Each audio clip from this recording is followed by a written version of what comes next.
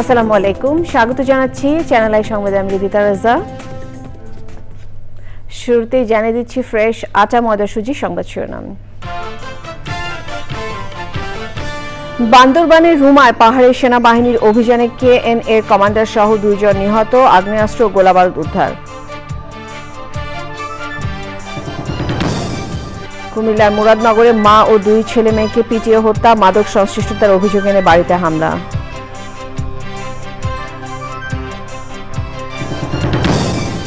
চাংখারপুরে 6 জনকে হত্যা মামলায় আনুষ্ঠানিক অভিযোগ গঠনের বিষয়ে আদেশ 14 জুলাই, আসামি পক্ষে যুক্তি উপস্থাপন। সংখ্যানুপাতিক নির্বাচন স্বৈরশাসনের সুযোগ করে দেবে বিএনপির আশঙ্কা, স্থানীয় পর্যায়ে নেতা তৈরিতে প্রধান অন্তরায় হবে মন্তব্য। প্রাকৃতিক সম্পদ ও জীব বৈচিত্র্যের অমূল্য ভাণ্ডার পাহাড়ি বন, সংরক্ষণে কার্যকর উদ্যোগে বিশেষজ্ঞদের তাগিদ।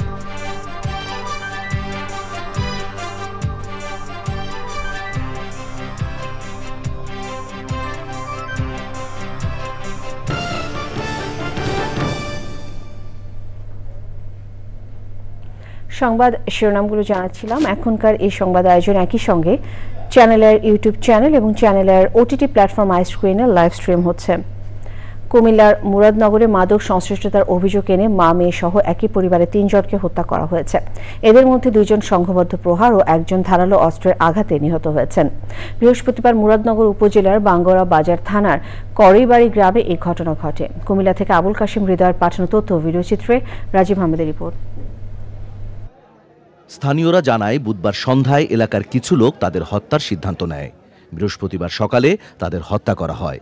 এ সময় প্রহারের শিকার হয়ে 1 জন গুরুতর আহত হয়েছেন।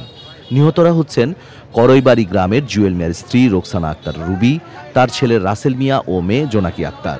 পুলিশ ঘটনার সত্যতা নিশ্চিত করেছে। এই আইন নিজের হাতে তুলে নিয়ে আইনকে নিজের মতো করে ব্যবহার করে যারা এই হত্যাকাণ্ড ঘটিয়েছে, আমরা তাদের বিরুদ্ধে আইনি ব্যবস্থা গ্রহণ করব। স্থানীয় কেউ কেউ দাবি করেন রুবি মাদক ব্যবসার সাথে জড়িত ছিলেন এবং আগের দিন স্থানীয় মেম্বার ও কয়েকজনকে মারধর করেন। উনি খারাপ কাজ করতো, গাঁজা বেচতো, বাবা বেচতো, নারীর থেকে ধরে সব কাজ উনি করতো। টাকার লাগে উনি সবকিছু করতে পারছে। এক কথা শেষ। আমরা গ্রামের মেম্বারের ঘুষি দিয়া তুতা ফুটাই লেছে। এরপরে একটা ছেলেরে কামড় দিছে পিঠের মধ্যে 4টা। ঘটনা মাদকের বিরুদ্ধে মানুষ অ্যাকশন নিচ্ছে, এটাই ঘটনা। পুলিশ নিহতদের মরদেহ উদ্ধার করে। Rajib Ahmed, channel I.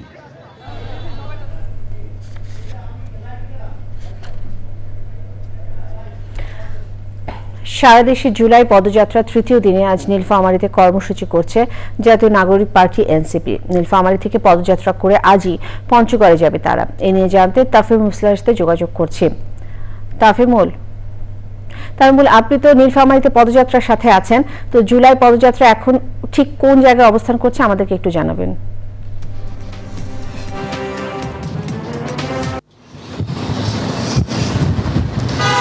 আমরা এখন আছি নীলফামারীর পথে। কিছুক্ষণ আগে শহীদপুরে কিন্তু পদযাত্রা করেছে জাতীয় নাগরিক পার্টি NCP। সেখানে বিহারীপল্লী থেকে স্থানীয় যারা রয়েছে তাদের সাথে কথা বলেছেন। একই সাথে কিন্তু কথা বলেছেন যে জুলাই আন্দোলনের শহীদ পরিবারদের সাথে, তাদের আত্মীয় স্বজনের সাথে কথা বলেছেন জাতীয় নাগরিক পার্টির আহ্বায়ক নাহিদ ইসলাম।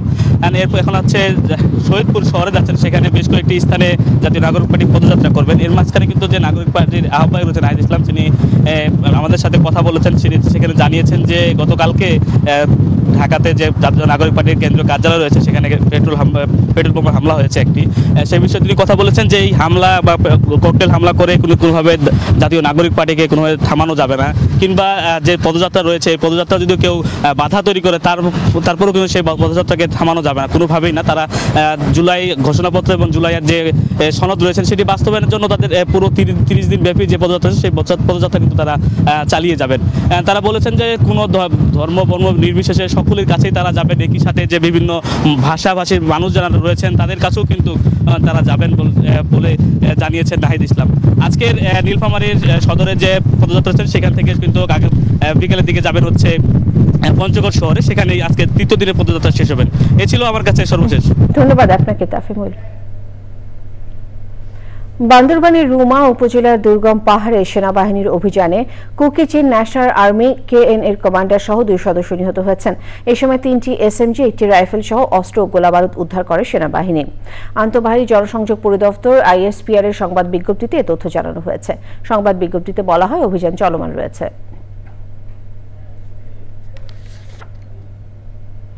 চাংখারপুলে গুলি করে 6 জনকে হত্যার ঘটনায় মানবতা বিরোধী অপরাধের মামলায় সাবেক DMP কমিশনার হাবিবুর রহমান সহ 8 পুলিশ সদস্যের বিরুদ্ধে অভিযোগ গঠন নিয়ে 14 জুলাই আদেশ দেবেন আন্তর্জাতিক অপরাধ ট্রাইব্যুনাল।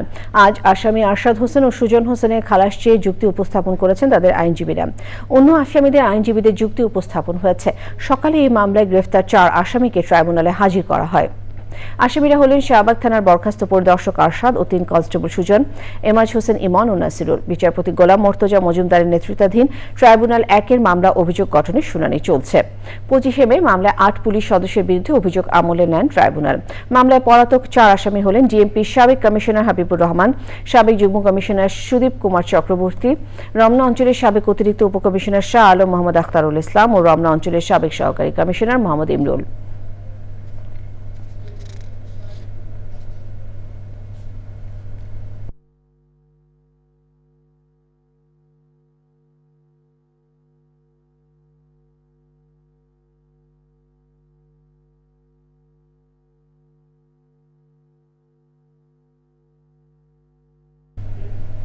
বিএনপির সিনিয়র যুগ্ম মহাসচিব অ্যাডভোকেট রুহুল কবির রিজভী বলেছেন, সংখ্যানুপাতিক নির্বাচন দেশকে স্বৈর শাসনের দিকে ঠেলে দেবে। তিনি আরো বলেন, স্থানীয় পর্যায়ে নেতা তৈরিতে সংখ্যানুপাতিক পদ্ধতিতে নির্বাচন প্রধান অন্তরায় হবে। রংপুরের গ্র্যান্ড হোটেল মোড়ে বিএনপির দলীয় কার্যালয়ে ডক্টরস অ্যাসোসিয়েশন অফ বাংলাদেশ ড্যাব এই বর্ষপূর্তির আয়োজন করে। অনুষ্ঠানে ড্যাবের মহানগর আহ্বায়ক ডাক্তার নিখিলেন্দ্র শঙ্কর গুহের সভাপতিত্বে উপস্থিত ছিলেন মহানগর বিএনপির সদস্য সচিব অ্যাডভোকেট মাহফুজুর নবী টন, রংপুর মেডিকেল কলেজের ড্যাবের আহ্বায়ক ডাক্তার মাহমুদুল হক সরকার সহ অন্যরা।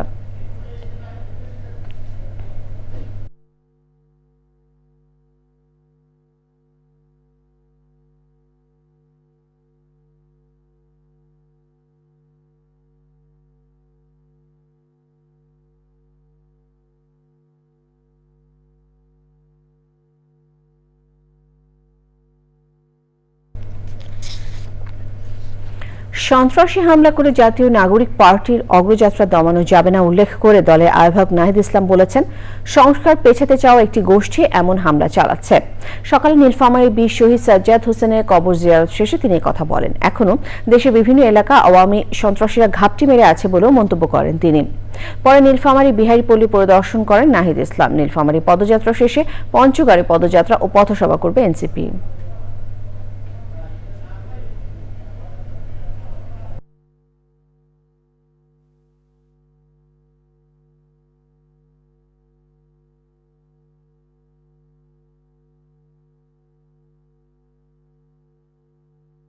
নাগরিকের মর্যাদা, অধিকার এবং দায়িত্বের জন্য কাজ করে। ফলে ভাষা আমাদের উর্দু হোক, বাংলা হোক, চাকমা হোক, আমাদের সবার পরিচয় আমরা নাগরিক এবং আমরা বাংলাদেশি, বাংলাদেশের নাগরিক। ফলে বাংলাদেশ রাষ্ট্রের যে সুযোগ সুবিধা এটা সুষম বন্টন করতে হবে, সমতা লাগবে এবং এর নামই হচ্ছে বৈষম্য বিরোধী আন্দোলন। ডেঙ্গু চিকিৎসায় দেশের হাসপাতালগুলো যথাযথ প্রস্তুতি আছে বলে জানিয়েছেন প্রধান উপদেষ্টা স্বাস্থ্য সংক্রান্ত বিশেষ সহকারী ডাক্তার সাইদুর রহমান। ডেঙ্গু প্রতিরোধে চীনের দেওয়া 19,000 কিট গ্রহণ করে সাংবাদিকদের বলেন, এই কিটগুলো ডেঙ্গু প্রতিরোধে সহায়ক হবে। লায়লা নওশিনের রিপোর্ট। সরকারি হিসেবে চলতি বছরের জানুয়ারি থেকে এ পর্যন্ত ডেঙ্গু আক্রান্ত হয়ে 44 জনের মৃত্যু হয়েছে। হাসপাতালে চিকিৎসা নিয়েছেন 11,000-এরও বেশি মানুষ। স্বাস্থ্য অধিদপ্তরের তথ্য অনুযায়ী জুন মাসে ডেঙ্গুতে 19 জনের মৃত্যু এবং 5,951 জন আক্রান্তের রেকর্ড হয়েছে। এমনই প্রেক্ষাপটে বাংলাদেশকে 19,000 চিকিৎসা কিট দিল চীন। কিট হস্তান্তর করেন বাংলাদেশে নিযুক্ত চীনা দূতাবাসের charge d'affaires doctor Liu Yuyin. কোভিডকালে এবং গণ অভ্যুত্থান পরবর্তী সময়ে চীনের সহযোগিতার প্রশংসা করেন প্রধান উপদেষ্টার বিশেষ সহকারী। চায়নার সঙ্গে বাংলাদেশের সহযোগিতার মধ্যে স্বাস্থ্য একটা অগ্রাধিকার খাত এবং এটা ভবিষ্যতে আরও বেশি দৃশ্যমান হবে। এটা শুধুমাত্র কতগুলো কিট, কতগুলো ভ্যাকসিন অথবা কতগুলো ওষুধ সরবরাহের মধ্যে সীমাবদ্ধ থাকবে না। এটা বাংলাদেশের স্বাস্থ্য ব্যবস্থার রূপান্তরের জন্য যে অবকাঠামোগত সম্প্রসারণ, প্রযুক্তিগত সম্প্রসারণ, সব ক্ষেত্রে চায়নিজদের সঙ্গে আমাদের আলোচনা চলছে। ডেঙ্গু মোকাবেলায় সরকারের পর্যাপ্ত প্রস্তুতি রয়েছে বলেও জানান প্রধান উপদেষ্টার বিশেষ সহকারী। ডেঙ্গু পরিস্থিতি এখন পর্যন্ত নিয়ন্ত্রণে আছে। আমাদের প্রস্তুতি যেই জায়গাগুলোতে আপনারা খেয়াল করবেন, যেই জায়গাগুলো আক্রান্ত হটস্পট হচ্ছে সেখানে স্বাস্থ্য অধিদপ্তরের পক্ষ থেকে অতি দ্রুত সবগুলো ফ্যাসিলিটিস দিয়ে আমরা চেষ্টা করছি হটস্পটগুলোকে অন্তত অ্যাড্রেস করার। Laila Nowshin, channel I, Dhaka. রাজনৈতিক দলগুলোর সাথে জাতীয় ঐক্যমত্য কমিশনের 9ম দিনের সংলাপ চলছে। আজকের আলোচ্য বিষয় রাষ্ট্রপতির ক্ষমা প্রদর্শন ও তত্ত্বাবধায়ক সরকারের কাঠামো সহ বিভিন্ন গুরুত্বপূর্ণ বিষয়। এ নিয়ে জানতে জান্নাতুল বাকের কেকার সাথে যোগাযোগ করছি। কেকা, আপনি তো ফরেন সার্ভিস একাডেমিতে রয়েছেন, তো ঐক্যমত্য কমিশনের সাথে রাজনৈতিক দলগুলোর চলমান যে সংলাপ তার অগ্রগতি নিয়ে কি আলোচনা হয়েছে আপনি কি জানতে পেরেছেন? আমাদেরকে জানাবেন।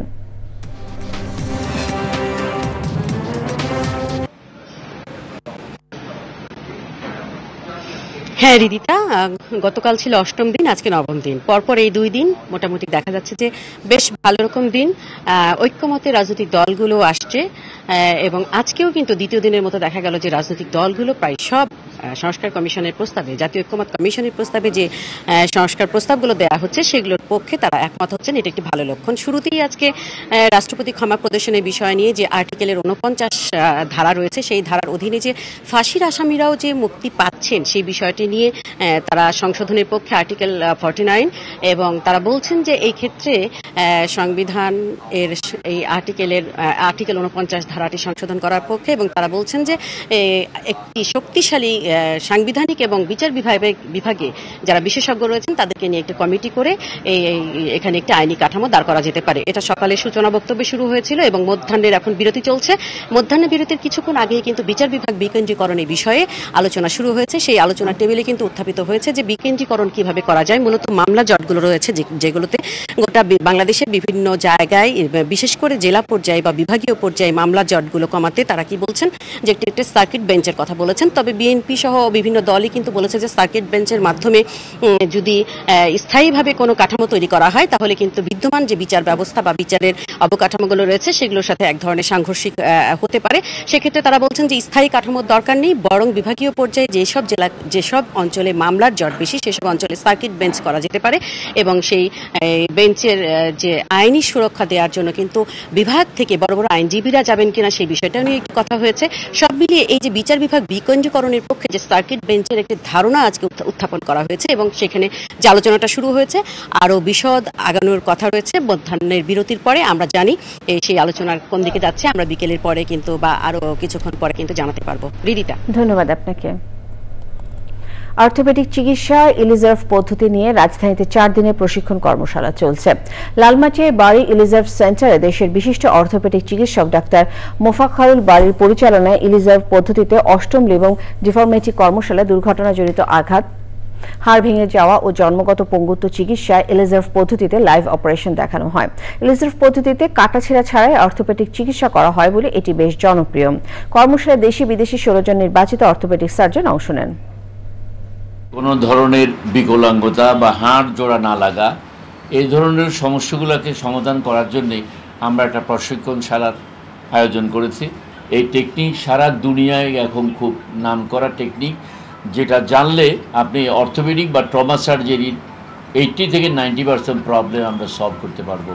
এবং এখানে বিশেষত সেটা হলো ডিফর্মিটি কারেকশন, বিকলাঙ্গতা, তারপর যারা নাকি এটা জন্মগত কিংবা অ্যাকোয়ার্ড যেটাই হোক, এটা ইলিজার্ভ সার্জারির মাধ্যমে এটা সলিউশন করা সম্ভব। I am happy because our Russian Elizarov method just now has perfect development in your country.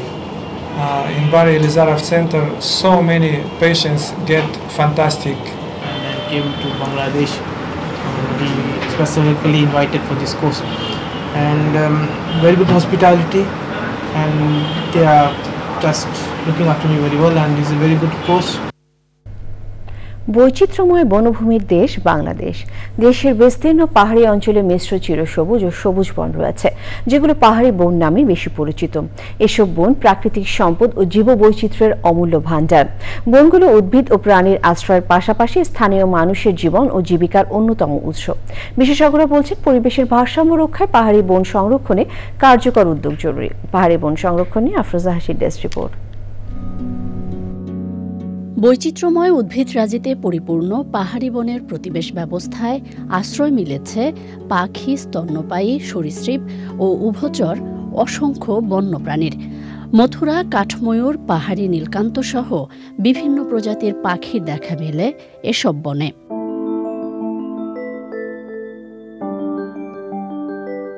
রয়েছে হাতি, হরিণ, বানর, হনুমান, ভল্লুক সহ বিভিন্ন স্তন্যপায়ী প্রাণীও। পার্বত্য চট্টগ্রামের চিরসবুজ বনে দেখা যায় এশিয়ার সবচেয়ে বড় কচ্ছপ, শিলা কচ্ছপ। এছাড়াও হলদে পাহাড়ি কচ্ছপ, আরাকানি কচ্ছপ, পাতাকাছিমের বিচরণ রয়েছে এই বনে। সরীসৃপ প্রাণীর বিশাল অংশ জুড়ে রয়েছে সাপ।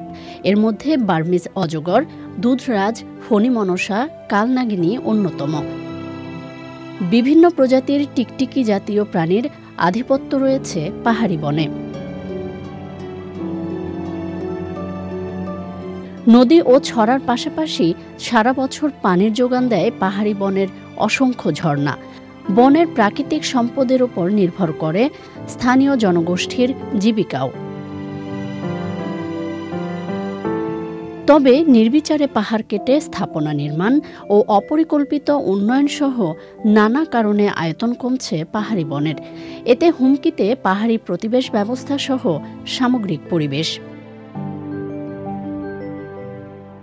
বিশেষজ্ঞদের মতে, পরিবেশের উন্নয়ন সহ জলবায়ুর অভিঘাত মোকাবেলায় পাহাড়ি বন সংরক্ষণের বিকল্প নেই। এসব বন সংরক্ষণ করা হলে ভালো থাকবে পাহাড়ি প্রতিবেশ, সমৃদ্ধ হবে দেশের জীববৈচিত্র্য।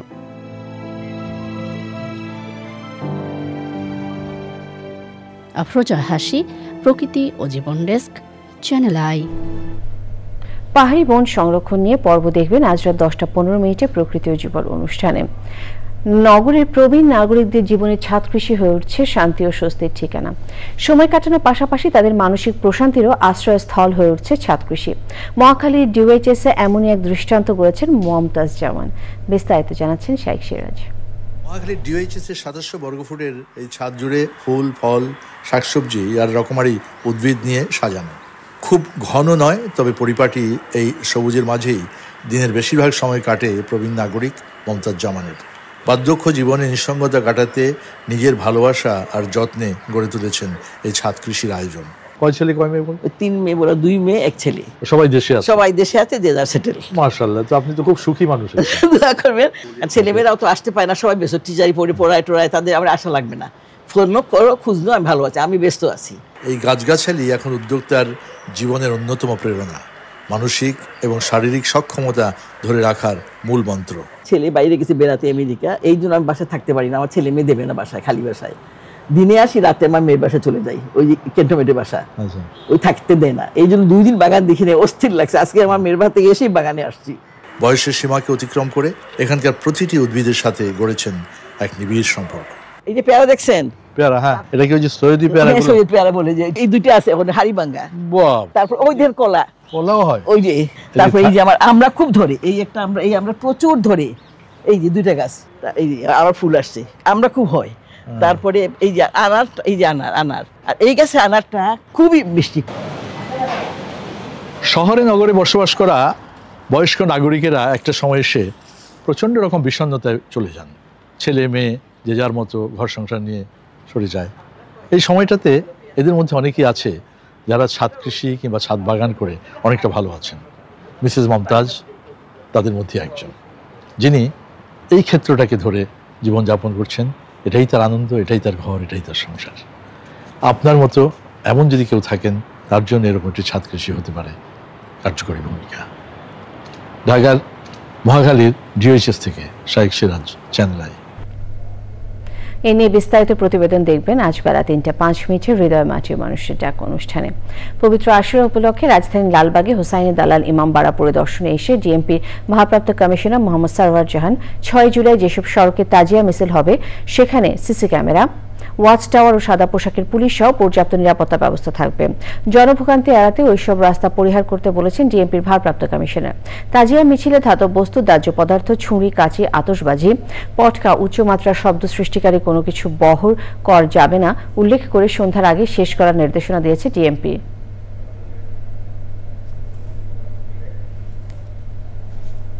পবিত্র আশুরাকে কেন্দ্র করে ডিএমপি প্রতি বছর একটি সুসংহত নিরাপত্তা ব্যবস্থা গ্রহণ করে থাকে। এবছরও যথাযথ গুরুত্বের সাথে পবিত্র আশুরার নিরাপত্তা ব্যবস্থা গ্রহণ করা হচ্ছে। সময় হলো বিরতি নেবার। বিরতির পর আরো সংবাদের সাথে জানিয়ে ফিরব। ৪ মাস পর আন্তর্জাতিক ক্রিকেটে ফিরে দারুণ বোলিং করেও দলকে জেতাতে না পারে তাসকিনের আক্ষেপ। প্রথম ওয়ানডেতে হারের জন্য ব্যাটিং ব্যর্থতাকে দোষারোপ।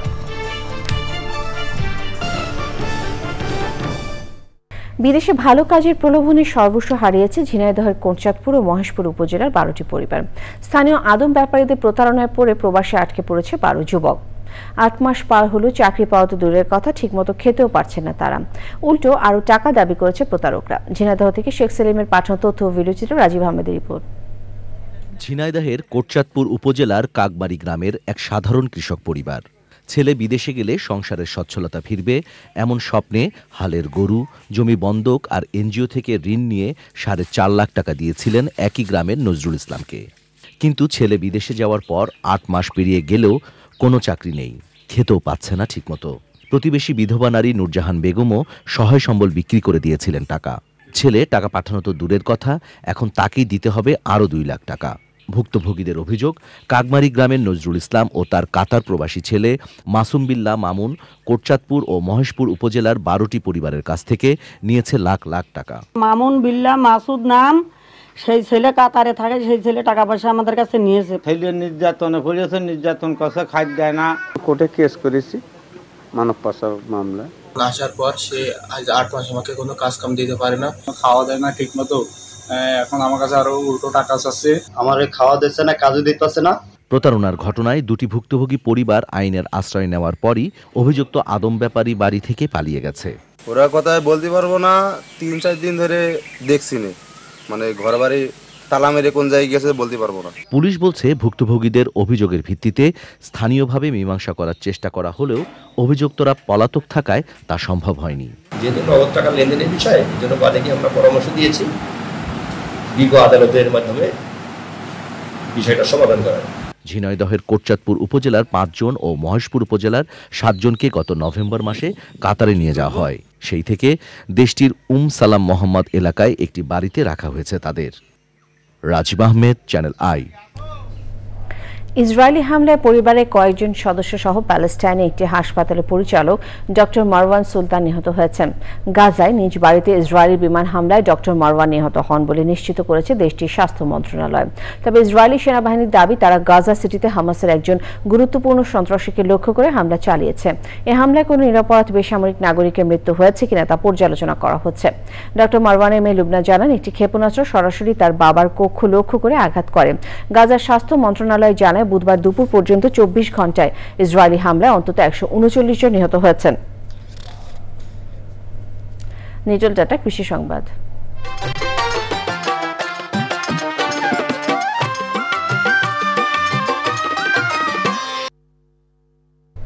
নরসিংদীর পলাশী সুস্বাদু আনারস দেশ জুড়ে খ্যাতি অর্জন করেছে। স্বাদ ও গুণগত মানের কারণে ঘোড়াশাল জাতের এই আনারসের রয়েছে আলাদা পরিচিতি। এই জাতের আনারসের জনপ্রিয়তা থাকায় দিন দিন বাড়ছে চাষাবাদও। তবে এবছর অনাবৃষ্টিতে ফলন কম হয়েছে। নরসিংদী থেকে সুমন রায় রিপোর্ট। নরসিংদীর পলাশ উপজেলার জেনারদি ইউনিয়নের রাবান এলাকায় দীর্ঘদিন ধরে ঘোড়াশাল জাতের আনারস চাষ হচ্ছে। ঔষধি গুণসম্পন্ন আনারসের চাষ প্রতিনিয়ত বাড়ছে। কৃষি বিভাগের তথ্যমতে এবছর পলাশ উপজেলায় ১৪৫ হেক্টর জমিতে ঘোড়াশাল জাতের আনারসের চাষ হয়েছে। মিষ্টি স্বাদ ও গুণগত মান ভালো হওয়ায় সারা দেশেই রয়েছে ব্যাপক চাহিদা। আনারসটা চাষ করতেছে আমি 70 বছর ধরে। এই বছর আনারস আছে কম, আনারস মোটামুটি মধ্যম তো রয়েছে, দাম ভালোই পাইছি। কোনো সাবা থাকে না মুখে দিলে, এবং অন্য এলাকার চাইতে অনেক সুস্বাদু আমাদের আনারসটা। রাবানে বেশিরভাগ আনারস চাষ হয় সনাতন পদ্ধতিতে। এবছর আবাদ বাড়লেও অনাবৃষ্টিতে ভালো ফলন পাননি চাষিরা। তবে ফলন কম হলেও দাম ভালো পাচ্ছেন কৃষক। উৎপাদনটা অন্য বছরের তুলনায় অনেক কম, এই কারণে আমাদের আনারসটা একটু দাম বেশি, যার কারণে আমরা ওই যারা এই বাগান কিনি, আনারস বিক্রি করি, ব্যবসায়ী যারা আছে, তারা এই বছর ওই রকম সুবিধা না আমাদের।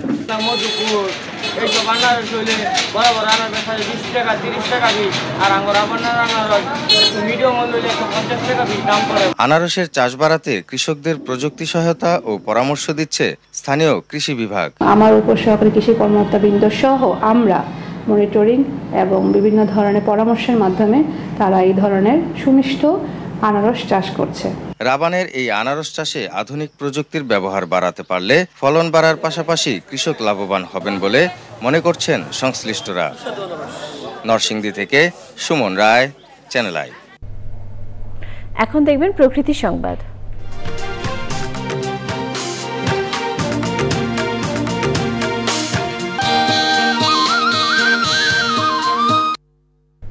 পরিকল্পিত বনায়ন করি সবুজ বাংলাদেশ গড়ি প্রতিপাদ্যে শরীয়তপুরে সপ্তাহব্যাপী বৃক্ষরোপণ অভিযান ও বৃক্ষমেলা চলছে। সদর উপজেলা পরিষদ চত্বরে এ মেলায় ফলদ ও বনজ ঔষধি বৃক্ষের চারা বিতরণ, প্রদর্শন ও বিপণন ছাড়াও সবুজায়নের লক্ষ্যে নেওয়া হয়েছে সচেতনতামূলক কর্মসূচি। সংশ্লিষ্টরা বলছেন এমন উদ্যোগ বৃক্ষরোপণে সবাইকে উদ্বুদ্ধ করবে। শরীয়তপুর প্রতিনিধি এস এম মুজিবুর রহমানের রিপোর্ট। সময়ের সাথে পাল্লা দিয়ে বিশ্বজুড়ে বাড়ছে জনসংখ্যা, জনগোষ্ঠীর চাহিদা পূরণে চাপ বাড়ছে পরিবেশ প্রতিবেশে, উজাড় হচ্ছে বনভূমি। জলবায়ু অভিঘাত এ সংকটকে আরো ঘনীভূত করছে। এমন বাস্তবতায় মানুষকে সবুজায়নে যুক্ত করতে বর্ণিল শোভাযাত্রা ও বৃক্ষমেলা সহ নানা আয়োজন। নির্বিচারে যেভাবে বৃক্ষ নিধন করা হচ্ছে, তাতে করে যদি আমরা অন্তত প্রত্যেকে 2 থেকে 3টি করে বৃক্ষরোপণ না করি, তাহলে আসলে আমরা আমাদের পরিবেশের ভারসাম্য রক্ষা করতে পারবো না। আমাদের দেশে যেরকম গরম হওয়ার কথা তার অতিরিক্ত বেশি গরম হয়, আবার বৃষ্টির সময় বৃষ্টি হয় না। তো এই পরিবেশ ঠিক করতে হলে আমাদের বেশি বেশি গাছ লাগাতে হবে। আলোচনায় বৃক্ষরোপণের প্রয়োজনীয়তা তুলে ধরেন বক্তারা। নির্বিচারে বৃক্ষ নিধনের ফলে জীববৈচিত্র্য, পরিবেশ এবং বন্যপ্রাণীর ব্যাপক ক্ষতি সাধিত হচ্ছে। এর থেকে উত্তরণের একমাত্র উপায় হচ্ছে অধিক হারে বৃক্ষরোপণ। বর্তমানে বৈশ্বিক তাপমাত্রা বৃদ্ধি পাচ্ছে, সেজন্য আমাদের পর্যাপ্ত পরিমাণে বৃক্ষরোপণ করতে হবে। এতে করে তাপমাত্রা যদি বেশি বেড়ে যায় তাহলে পুরো হ্যাবিটেটের উপর একটা বিরূপ প্রভাব পড়বে। সুস্থ ও সুন্দর প্রকৃতি গড়তে বৃক্ষরোপণ ও পরিচর্যার তাগিদ দিয়েছে প্রশাসন। প্রাণীদের জন্য প্রয়োজন, পাখিদের জন্য প্রয়োজন, থেকে শুরু করে আরো যারা বনে জঙ্গলে বসবাস করে তাদের সবার জন্যই কিন্তু গাছ প্রয়োজন।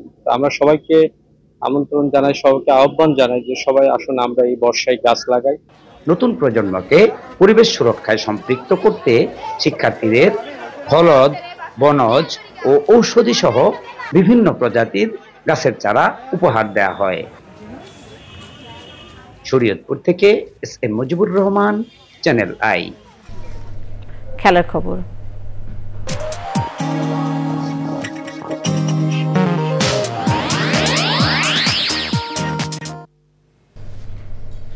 ইনজুরি কাটিয়ে 4 মাস পর ওয়ানডে দলে ফিরেই দারুণ বোলিং করেছেন পেসার তাসকিন আহমেদ। শ্রীলঙ্কা বিপক্ষে প্রথম ওয়ানডেতে 47 রানে 4 উইকেট নিয়ে জয়ের ভিত করে দিয়েছিলেন। নাটকীয় এই ম্যাচে শেষ পর্যন্ত লঙ্কানদের কাছে বড় ব্যবধানে হেরে হতাশা চেপে রাখতে পারেনি বাংলাদেশের এই স্পিড স্টার। অকপটে স্বীকার করেছেন উইকেট এতটা খারাপ ছিল না যে দারুণ সূচনার পরও 5 রানের ব্যবধানে 7টি উইকেট হারাতে হবে।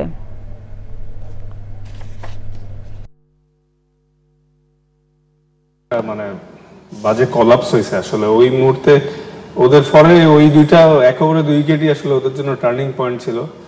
ডেফিনেটলি মিডল পিরিয়ডে আমরা বাজে ব্যাটিং করছি, বাট স্টার্টটা কিন্তু দারুণ ছিল। জ্যাকেট সেট হয়ে গেল, ও কিন্তু দারুণ ব্যাটিং করছিল 50 মার্সে। তো ওর সাথে যদি ডেফিনেটলি আরো 2-3টা ব্যাটসম্যান থাকতো এই ম্যাচটায় আমরা জিততে পারতাম। হ্যাঁ, অ্যাকসেপ্টেড যে আমরা ভালো ব্যাটিং করতে পারিনি, এটা অ্যাকসেপ্টেড। কিন্তু 2-3 জনের ব্যাটিং দেখে মনে হয়নি যে এতটাই বাজে ছিল উইকেট। এটা আমাদের কিছুটা ব্যর্থতা আছে। সবশেষে ফ্রেশ আটা ময়দা সুজি সংবাদ শিরোনামগুলো আরো একবার। বান্দরবানের রুমায় পাহাড়ে সেনাবাহিনীর অভিযানে কেএনএর কমান্ডার সহ 2 জন নিহত, আগ্নেয়াস্ত্র ও গোলাবারুদ উদ্ধার।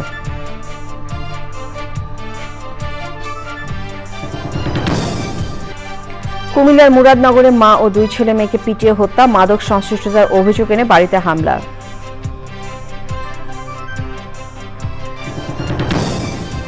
চাংখারপুলে 6 জনকে হত্যা মামলায় আনুষ্ঠানিক অভিযোগ গঠনের বিষয়ে আদেশ 14 জুলাই, আসামি পক্ষে যুক্তি উপস্থাপন।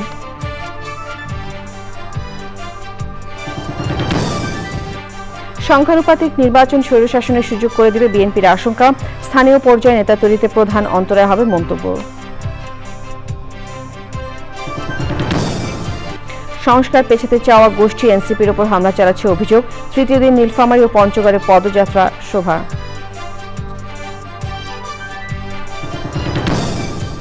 এবং প্রাকৃতিক সম্পদ ও জীববৈচিত্র্যের অমূল্য ভাণ্ডার পাহাড়ি বন সংরক্ষণে কার্যকর উদ্যোগে বিশেষজ্ঞদের তাগিদ।